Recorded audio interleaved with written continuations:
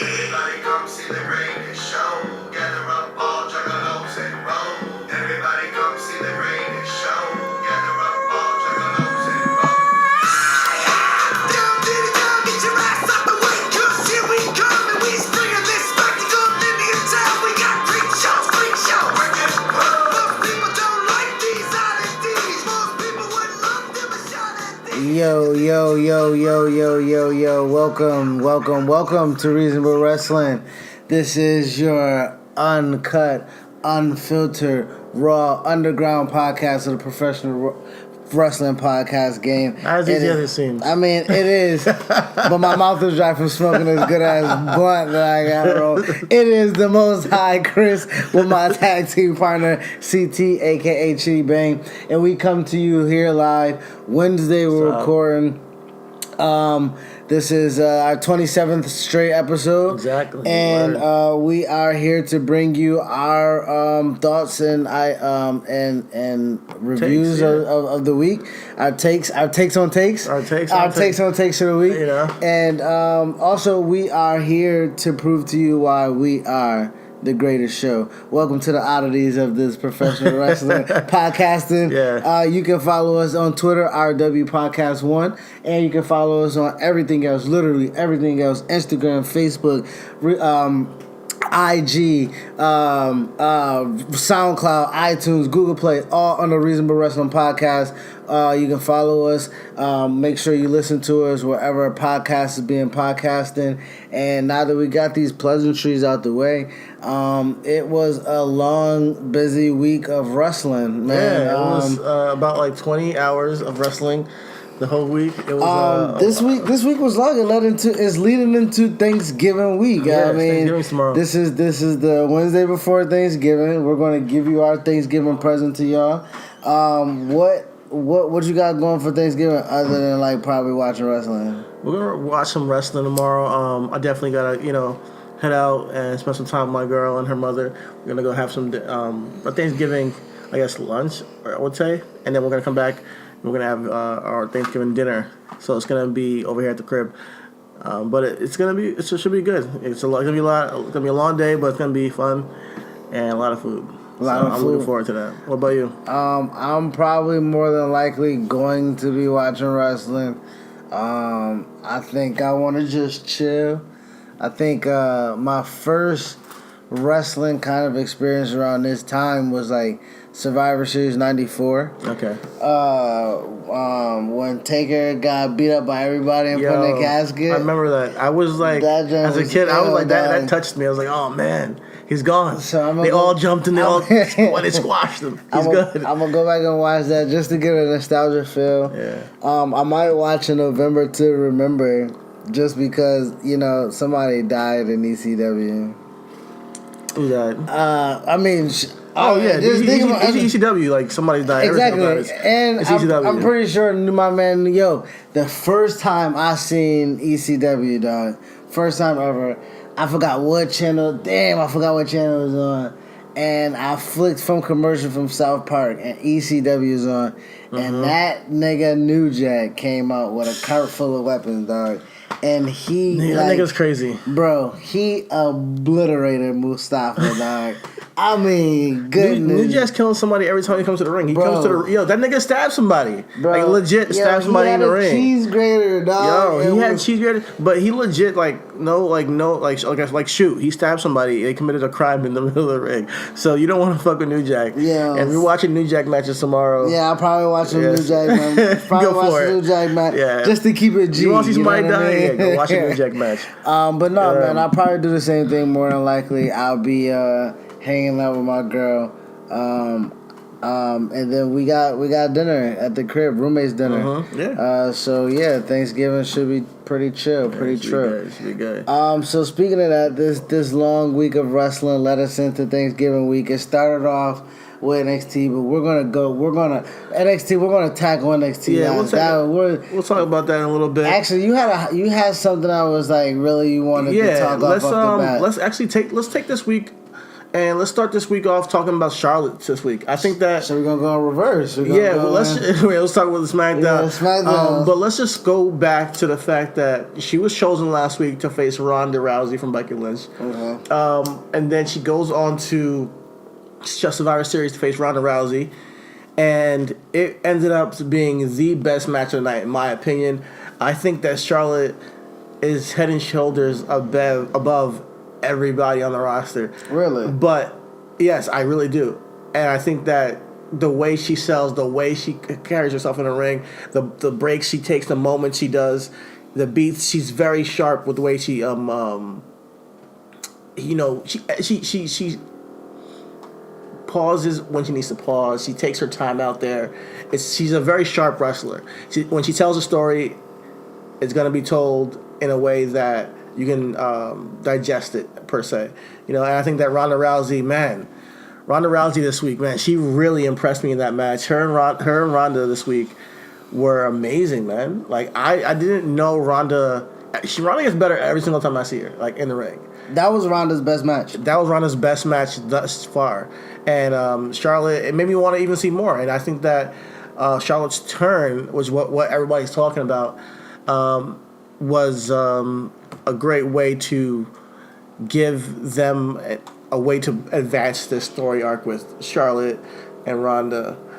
Because I think, me personally, I think they're gonna put them. They're gonna have them probably main event WrestleMania, and that's what I wanted to actually talk about. I have a banger for you. So bangers are questions that I spark on Chris during the podcast. Like, this is not, we don't talk about this beforehand, so this is a banger for you. I wanted to talk about Charlotte and how and it not just only Charlotte but the rest of the women's roster. Are they the draw right now in wrestling? Are the women right now the draw on the main roster? On screen, because right now you have Roman with going out to battle his have his battle with leukemia, and now you have Braun's out. When we talk about Raw, we'll tell you about that. Braun's out for surgery. I think that the women are the draws right now, and I think they're getting the biggest reactions. The biggest heat on Survivor Series was Nia Jax. The biggest cheer was Charlotte, her turn. I think the women are the main draws. And on a show where Shinsuke Nakamura, Seth Rollins, Daniel Bryan, Brock Lesnar are all on the same shows, the women are getting the highest cheers. And then we haven't even talked about Becky Lynch, which when she returns, she's on fire right now. So she's probably going to get like that Triple H O2 pop. Yo, hell yeah. Becky Lynch is on. She's in the stratosphere. So I would argue that the women are the biggest draw on the main roster right now. So it primes us for maybe having a WrestleMania main evented by the females on the roster, by the women. I mean, I am definitely not opposed to it. For one, the story between Ronda and Charlotte, I believe, could have been escalated differently. I won't shit on it. Yes, to answer your question, I do think the women, before Becky got hurt, I told you I was tuning in. You can go back and listen to it on podcast. I was tuning in for Ronda Becky once I was solidified. I'm like, once that's good to go, I'm there. I can't say it's the whole roster though, because you know my sensibilities about the women's roster. I'm not saying the whole roster. I get you, but the people who are moving the needle right now, and who you're tuning in to see, is the woman. Like the angles that we want to see right now are women angles. You know, whether that's it be true. I can't lie. And once you incorporate Shayna and Marina and Jessamine, I think that will kind of be a little bit a different feel for me. Right now, it doesn't. I am tuning into the women, and I do appreciate their effort. I appreciate the value that they bring. I am going to tune in to watch them. What I do get upset about and I harp on is the utilization of all of them. You know what I mean? Like right now, Charlotte and Ronda are respectively the leaders of their two brands. Yeah. Outside of that, no one else is being elevated. Nia and Becky are. Becky is, and Nia to an extent. You know what I mean? Before Nia broke Becky's face, she was lukewarm, very lukewarm in a tag with Tamina, who the women over here call old lady. You know what I mean? Like that's not helping Nia's brand at all. You know what I mean? Especially for an audience that's trying to like be brought in. You know what I mean? I feel you, but she did break her face, and she is hot now, and she is getting reactions. I think that everybody can't be pitch fire hot. No, everybody can't be pitch fire hot, but then again, if it comes in seasons, I don't think it necessarily should though, because at the end of the day, we're talking about only 4 women. Yeah. We're only talking about, if you want to break it down and say the women is who we go see, like, but I'm pretty sure you can just talk with the guys right now. You'd be pressed to name 4 guys you're really interested in seeing right now that are actually in good storylines. So at the same time, so that's touche. So I think right now the women are seizing the opportunity with Roman being gone in particular. For sure, they're seizing the opportunity to like lay the foundation for the possibility of them headlining the next WrestleMania. I think they're really doing a great job with that, and they're seizing their opportunity. To kind of give Vince hats the off confidence. to the women. But to circle back around to Charlotte, how do you feel about her heel turn, and what do you feel about her promo on SmackDown? I didn't care for it. Okay. I thought she whooped Ronda's ass. Yes, she whooped Ronda's ass, but that was Survivor Series. We're talking about SmackDown in that promo. Okay. It didn't make it wasn't concise. I'm talking about the whole thing, but Okay, but the whole thing, it leads up. Okay, it was an inexplicable heel turn that happened in Survivor Series. We needed the explanation. It was a stalemate of a match. I feel you. So like it was an inexplicable heel turn. So I'm forced to watch SmackDown again, like you said. I'm tuning into SmackDown for the women's storyline. Yeah. And then you give me because I fought for Becky. Yeah. And I fought for my friend, someone. I hear the thing about. And then no. And then she rips through. I know Billy and Peyton. They got put over their first night after WrestleMania. So I get Ronda. Excuse me. I get Charlotte getting her comeuppance on them two after the fact. But the promo of her working heel and then her in the match working baby. Yeah, it was really crazy, right? The dynamic, you're like, okay, where am I supposed to go with this? You know, like, and this is another. How am I supposed to feel? And this is another thing with the WWE right now. Like, are we entering an era in WWE where we're blurring the lines of face and heel, like, or legit? It's been that. It's been like for a while, but they pick and choose their moments when they want to go with the traditional babyface heel roles, and when they just want to be like, all right, you guys decide, and go out there and cheer or boo if you're getting a reaction, it's fine. Right now, it's like the opposite of John Cena and Roman, where Charlotte and Becky are being cheered for their heel actions. So I think that we're in a culture where we definitely think the heels are cool and they have edge, and we cheer them. But if they're facing off against heels, it makes for like a because they're doing heel actions also too. And they were also championing that was a brutal beatdown. It was a brutal beatdown. So for us to champion that is kind of funny. But I think they could use that in the storyline. Before you, sorry to cut you off, but before you continue, I just want to say you're right about the promo. Like, they could have piggybacked off the beatdown in a different way, where it gave us more substance to the fact that Charlotte's like, I've been sick of you all this time. Or who you think coming into, you know what I mean? You think you can just come into my world. This isn't UFC. I admit you was toe to toe, but I had to prove that I was a better woman. Yeah. And that when it comes to physicality, no one can do it better than natural selection. And then I just freestyled that promo, fam. Holla at me, Paul. Dawn has my number.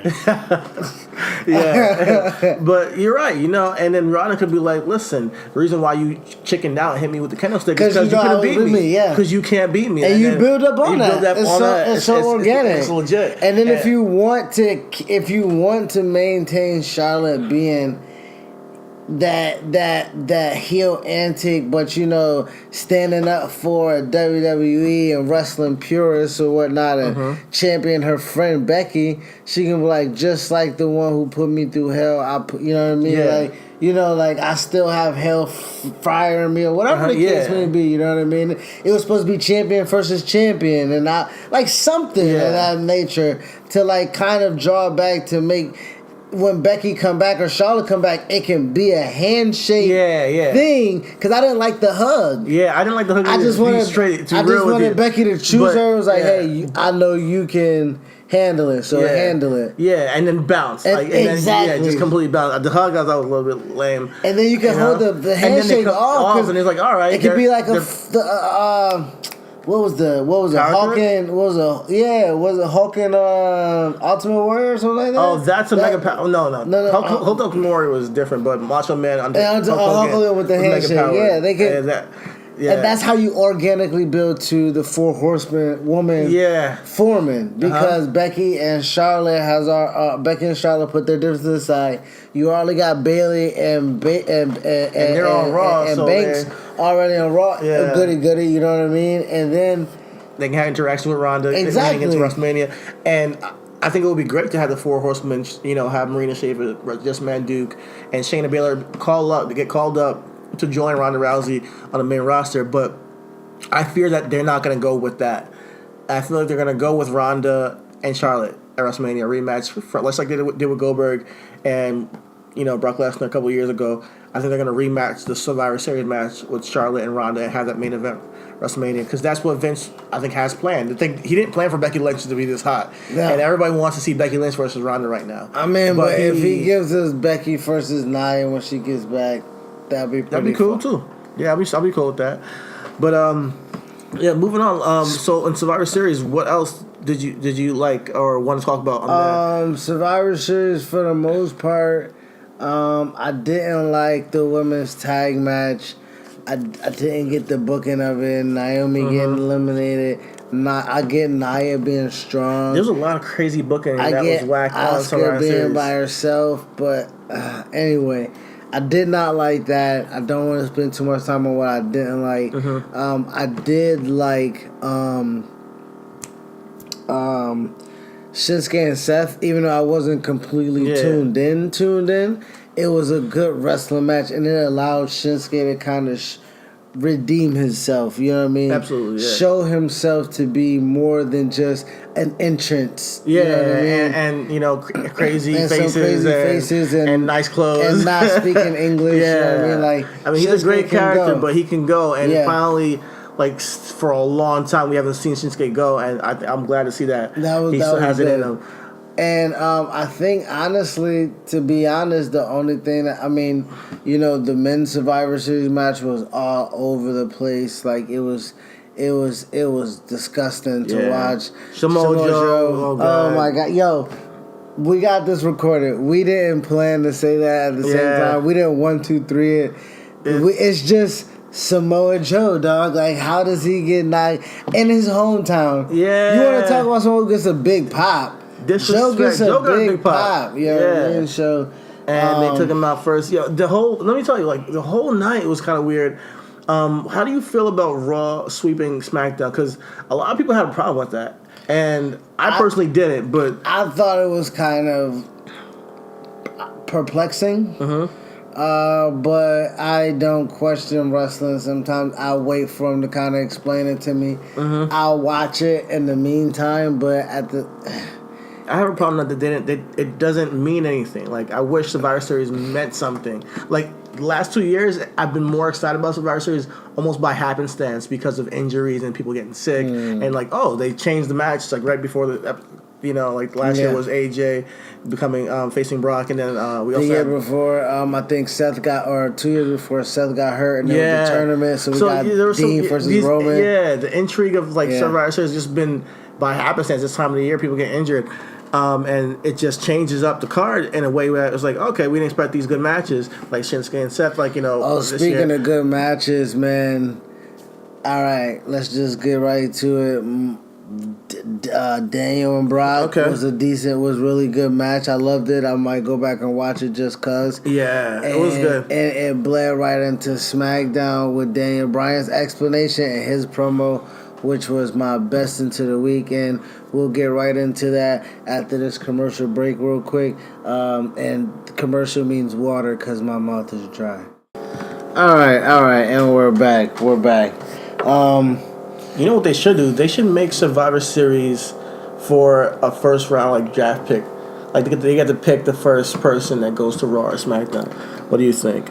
I think it might work. They do that with MLB and with the All-Star Game for home field advantage and stuff like that. Just so we give a fuck, so we care, But I don't think. I mean, shit, I don't care about the All-Star Game. So there's that. That's true. All right.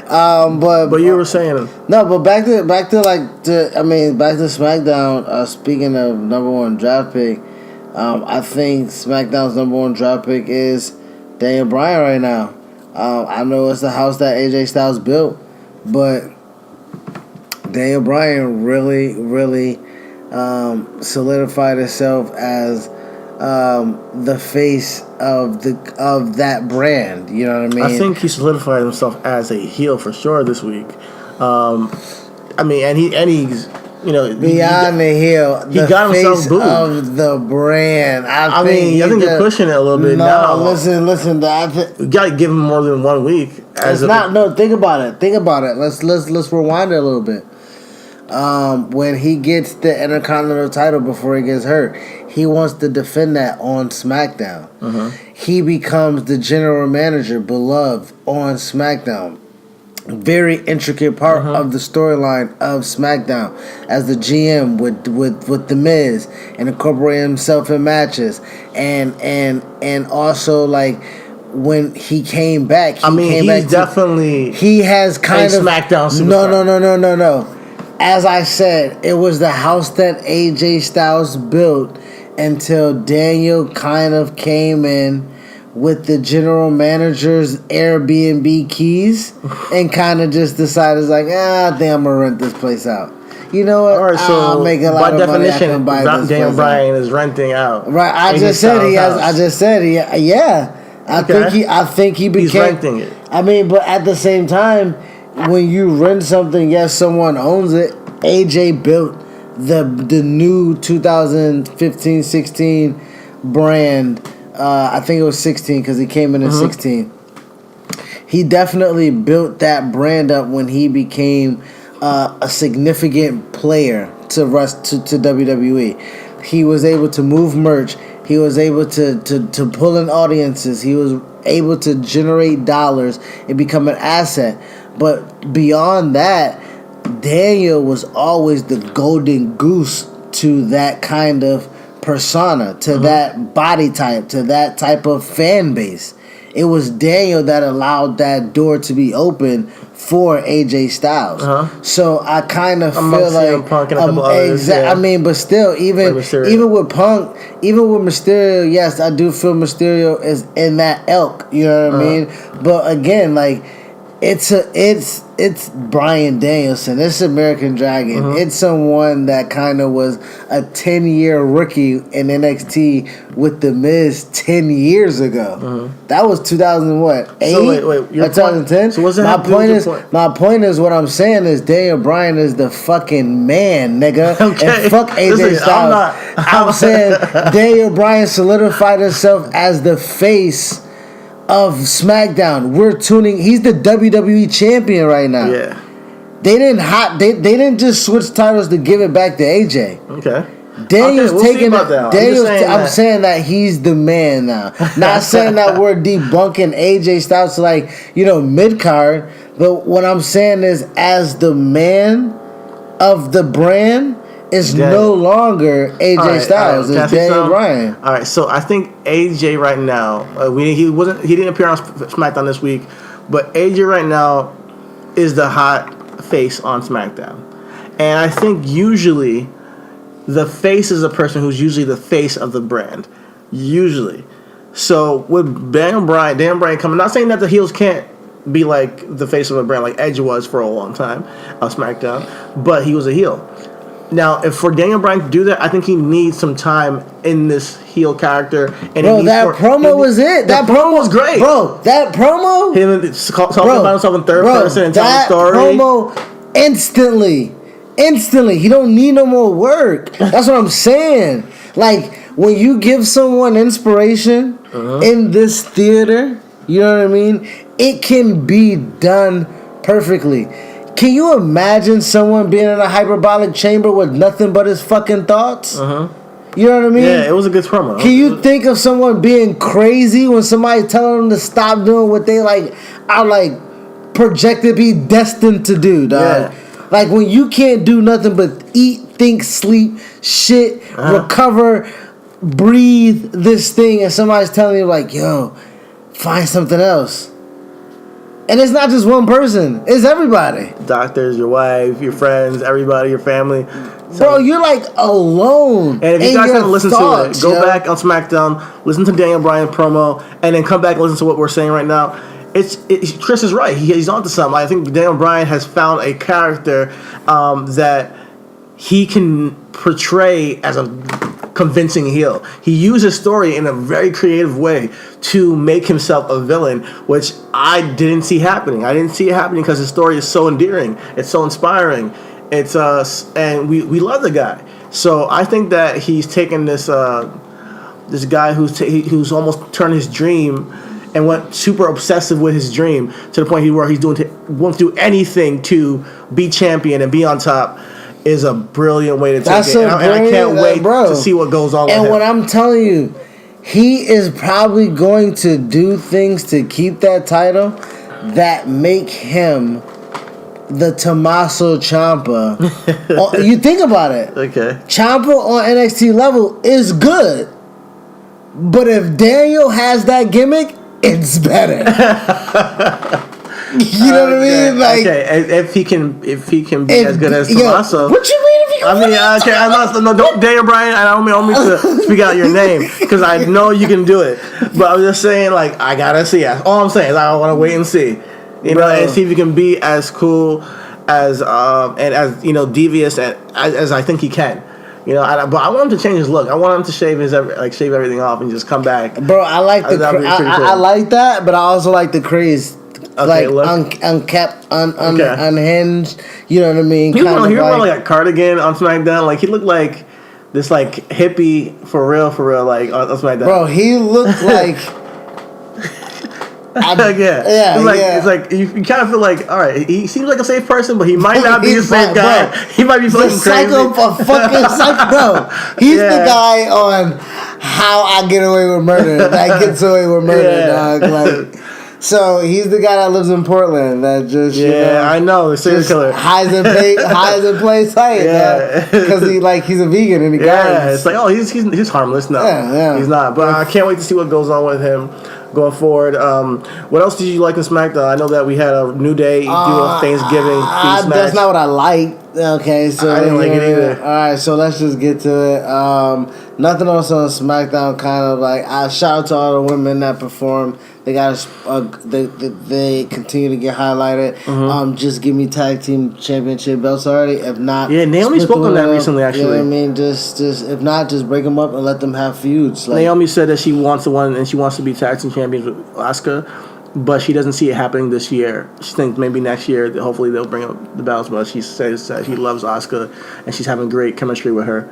I believe they beat Mandy Rose and Sonya Deville. They did. This week.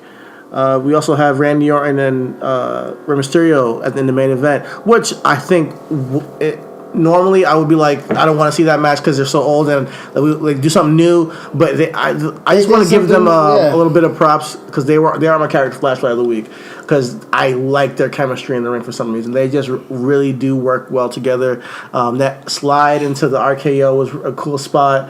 Randy's gonna give us a moment. Yeah, Randy's gonna give you at least a moment. He may be boring to some people, not me.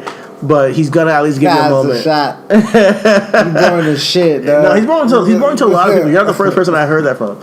Randy gets a lot of. They call him Randy Headlock Orton for a reason, But Anything on SmackDown other than that tickle your fancy? No. Honestly, The Miz and Shane McMahon are gonna be tag team. Okay. Isn't that crazy? No. All right. You want to put that and do? You want to get this? Yeah. Put it in there now. I'll talk. No. We'll talk about it later. Care? No. We'll put that in the air like a duck and shoot it down. No. Put it on the stove. All right. Let's move on then. Let's talk about Raw then. Well, my Booking Black is on SmackDown. Oh, what is it? It's New Day. Well, I was trying to talk about New Day and you said no. No. I mean, listen. Segways, man. Segue. No, listen. You asked me what else was good. That wasn't good, dog. Them dudes dressing up as pilgrims. I get it. But that goes into our Book in Black. How we was watching a match and Big E was doing the spanking gimmick where he puts him in an abdominal stretch, licks his palm, and he spanks the dude on the ass. And at that moment, we were just like, he ain't never gonna be champion. Like that ain't it. That's it. That can't be it. You know what I mean? And I'm not sure if you felt you felt the same way, right? Like, it was. Yeah, like it's just sad. I think that I'm not sad. It's sad for me because I just realized, WWE really don't see what we see in him, and I think he's pigeonholed now to this New Day role where he's, a comedic role, That's why I think that New Day is pigeonholed now to the point where they can't get out of this gimmick. It's too far in. Like, they are too far into this gimmick where I think they can kind of find an exit strategy. Unless somebody turns heel quick, I don't see it happening. And even if they do turn heel, I think it might be too late. They might have missed their window to break up and be impactful as single stars now.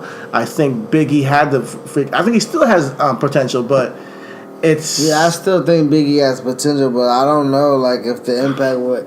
New Day's been, 5 years? It's a long time. Who knew they were going to be this long as a tag team? As a tag team, and they have accomplished a lot. And granted, they may have other things that can be done, but at the same time, man, like, I would love to see Big E. I would love to see Big E on a main level, on a big time level. Yeah. You know what I mean? Or even just take him to the middle card again. And have his boys back him up, like you said. You pitched the idea in our New Day character spotlight. Check it out. Yeah. We pitched that. They don't have to even break up. They don't really. Just Big E have a conversation with us, like, write this. Hey, shout out to Kaz. I know I saw you with your segment with Drake Maverick with the PO. Pitch this idea, I'll give it to you, dog. He Nigerian and Niger to Niger, you feel me? Yeah. Take this idea, dog. Have Big E have a legit conversation with his homies, with his bros, and be like, man, listen, I love you. Great run. I love you guys, but like, it's just something that I want to do. I need to do. Like, I came into this thing to be WWE champion. Like, I had idols of Booker T and Ron Simmons and Mark Henry, of guys that were my heroes, and they were champions, solo champions. And I'm not saying that I don't want to turn my back on you guys. I don't want to do nothing. I just want to know that I have your support if I decide to go do some single endeavors. And you have his bro support the hell out of him. And you show that solidarity between black men on television. On camera, yeah. You do that shit because as other black men other than us that watch TV, they hate that shit. Yeah. They despise New Day, fam. Like, they do. Oh my gosh, black men cannot stand New Day. They hate New Day, and you have to be in this pocket to understand it. But if you present that on screen as some legit general stuff between real life homies, that can cross over more than anything that you ever could imagine. And I think you need to do that in 2019. That's really good. I think you have Biggie accomplish all he can as a tag team wrestler, sell all the merch he can with his homies, make some good money, save some money, and say, I need to make some single bread, because that's what the Shield did. Yep. That's what the Shield did. And I think that why the white dudes can do it and the black dudes can't? I think they just don't see them as marketable. They don't see them as that guy, those guys. I think that New Day was meant to be like just a utility tag team. They ended up being way bigger than what they were set out to become, and now they just roll with them because WWE always needs that comedic vein and that comedic spot. They're just that go-to comedic spot now, and we can't take Big E and Kofi and Xavier serious to that extent. Like we know they can go in the ring, and it's not even that. It's just that character-wise, I just think that you're never going to feel. It would have to be a very harsh pivot. I mean, then again, Mark Henry had Sexual Chocolate. He pivoted. Then you have Hall of Pain. He had a transition. I think Biggie can do the same thing, but I think it's been a long time though. I don't know because honestly, Biggie's really good though. That's the thing. Like, I'm not saying he should be Hall of Fame. No. But what I'm saying is he's really good on the mic where his charisma could come across where it's a legitimate conversation. And when he has that conversation, doesn't have that hard of a pivot. Like, bro, we sold cereal. We sold pancakes. We you know what I mean? We're 5-time champs. Raw, SmackDown, longest reigning tag team champions of all time. Okay. Bro, we're Hall of Famers. Already. But I need to add on to my stats real quick. Yeah. Kofi, you're Intercontinental Champion. You're United States Champion. I'm not doing it just for me. I'm doing it for us. Yo, and shit, if we meet paths as a champion, you think I'm not going to give my brother a shot so we can shine? Yeah. That'd be a dope promo. That'd be a dope-ass promo. Uh-huh. That'd be a good-ass, real-ass promo. You know what I mean? And have Xavier be like, yo, I support my brothers. And maybe have Xavier go for a United States Championship run against Shinsuke. That'd be wild. That'd be fucking awesome. Yeah. I want to see that match, actually. It's a match I never knew I wanted to see. Paul, again, Don has my number. Holla at me. Freestyling. And I'll stay off the weed for you, too. But yeah, you're onto something, honestly. I just don't see it happening. And I think that Vince sees them as, these are the guys that I'm making money off of by being clowns. And that's it. I don't want it to be so that you know what I mean? I don't want it to be that. I don't want it to be that either, but I just hope they have some contractual creative control, but I don't think it's to the degree of getting them out of where they are. And I'm not sure if it's getting bored for them, but they're probably having fun. So, yeah, if you're having fun and you like it, go for it. Enjoy it. Yo, listen, we're getting tired of seeing you having Thanksgiving matches, Halloween matches. Listen, the Christmas matches, whatever. All these damn pilgrim costumes. We just want to, at some point in time, we would like to see some type of realism translated on screen. You know what I mean? Like, you are a representation of us, so not so much plight. You don't have to present the black man's plight or something like that, but you can just present not being goofs. Yeah, not all the time being goofs. Not all the time. Yo, black people love having fun. We're not also righteous. I was excited this week, but they just shit the bed this week. I'm just saying. So there's really nothing I have that's worth talking about on Raw. Well, speaking of NXT, man, we said we was gonna say. Yeah, let's talk about. Let's go ahead and the highlight of the 4 days of wrestling. It started off the show Saturday with my bro, and shout out to Matt Riddle. Shout out to Matt, man. Congratulations on your NXT TakeOver debut. So much love from me, man, and your journey. And I know you and the family are super proud, super happy. So it was great to see him have a little bit of shine. That was great, fantastic. Yeah. After that, we have the 2 out of 3 falls match with Shayna Baszler and Kairi Sane. Wonderful psychology in that match. Io Shirai comes out and shows solidarity with Kairi Sane, and with excellent, beautiful moonsault as a highlight in jeans as part of that match. That was fantastic. But Shayna retained, which I think is the right move. Yeah, me too. I think that'd be the right move. Shayna, but I'm glad that Kairi held it. Yes, that's good. That was a great match. Now we can see Shayna versus Bianca Belair. undefeated. Next after that, we had Johnny and Alistair. You thought at that point it was going to be match of the night. Great back and forth strikes. Johnny showed crazy depth in ring performance wise. Alistair showed a more sinister type of style in the ring of like, I am going to punish this person. Yo, he kneed him in the face like 11 times in that match. Took him out. Two black masks to finish him. Great match. But what came to follow was the match of the night. Stole the fucking show. Velveteen Dream versus Tommaso Ciampa.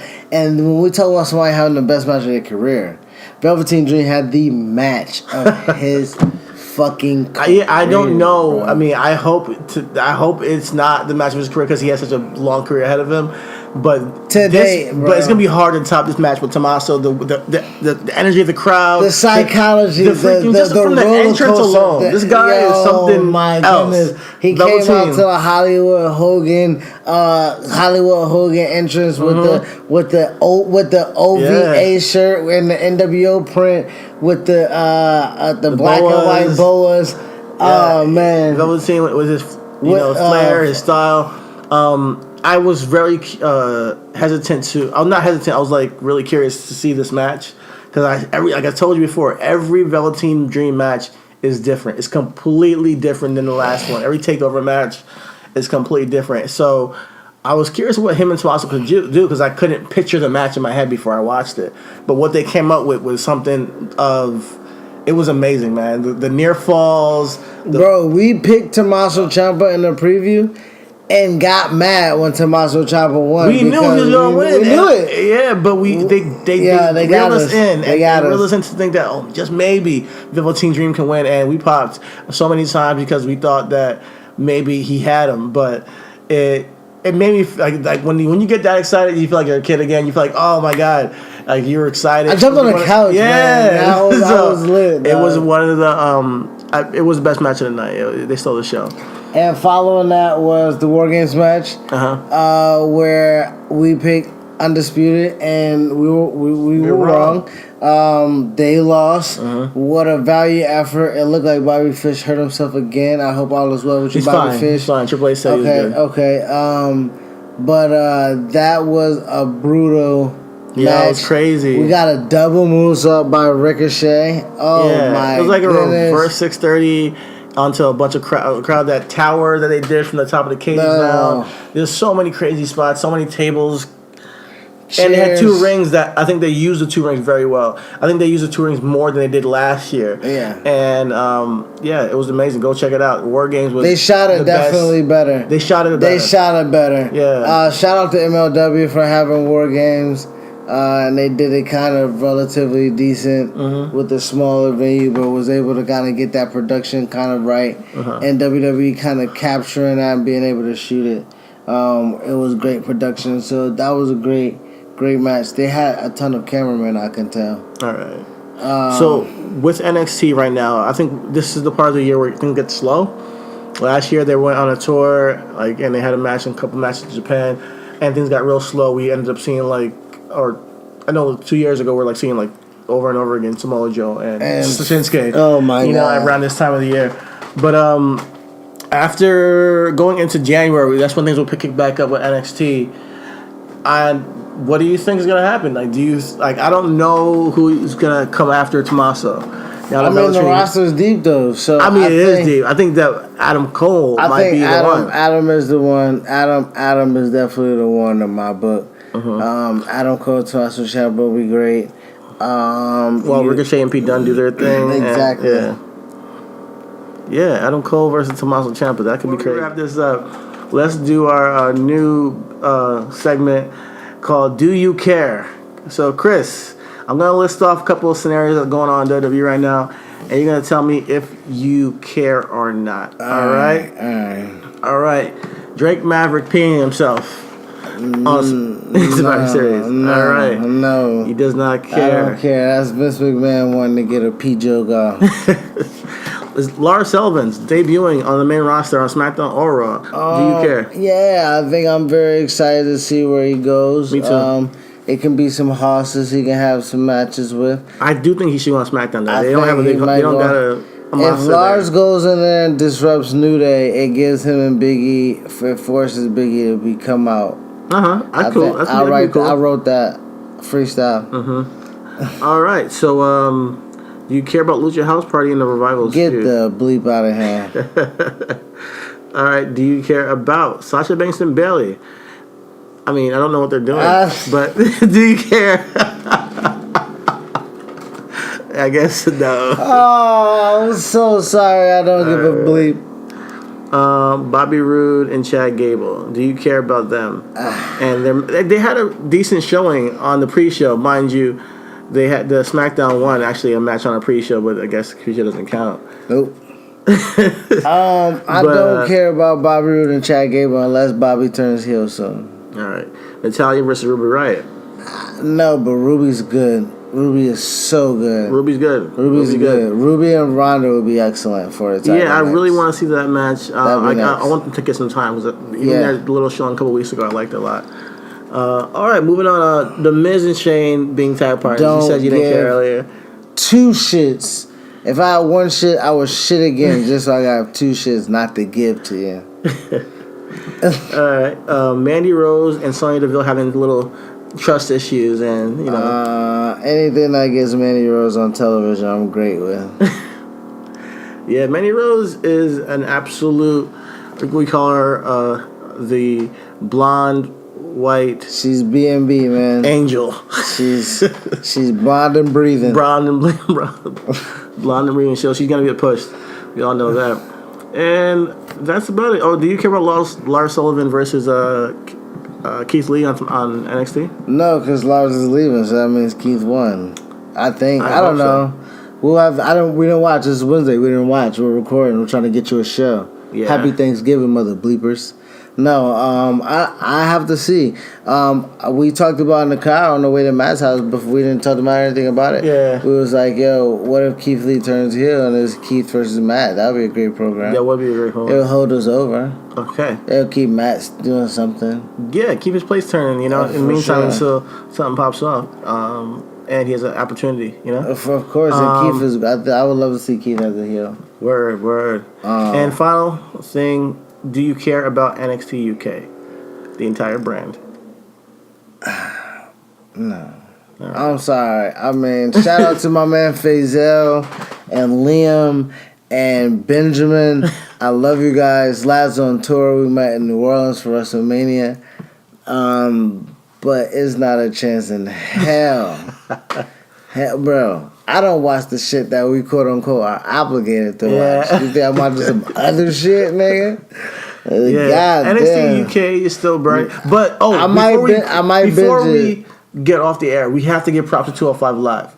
We got to give props to Buddy Murphy and Mustafa Ali. They had a 205 chant at Survivor Series. And the week before, we didn't give props to Leo and Cedric. And Cedric put on one hell of a match. We doing 205 justice, 205 Live is actually building some buzz now, seems like. And that took a couple years, and hopefully it can keep going. NXT UK just started. We're not going to hear from them buzzing for some time, and so they actually put that work in. Hopefully, maybe Pete Dunne and Matt Riddle go over there and wrestle. Maybe, for sure. I definitely think Pete Dunne's going to help because he's a freaking monster. He's a beast. When he went into the War Games, Millie popped just to see him just wreck shop. Come on. She likes Petey now. The Bruiserweight. Petey. Yeah. So, with that being said, that's it. That's all we got for you this week. Shout out to everybody that listens. Again, you can follow us. Thank you for listening. Follow us on Twitter, RW Podcast 1 on Twitter. Everywhere else, legitimately everywhere else, you can find us, Reasonable Wrestling Podcast. We definitely do appreciate you guys. And here we are, giving it to you one more time, 27 weeks straight, consistent. We be tired, we be high, we be drunk, we be late, but we get it out to you every week, man, and we appreciate you guys. And man, as this brand keeps building, we definitely do appreciate the day ones that stay with us. Word up. So we'll catch you guys again next week. Happy Thanksgiving. Happy Thanksgiving, and we'll catch you later. Peace out.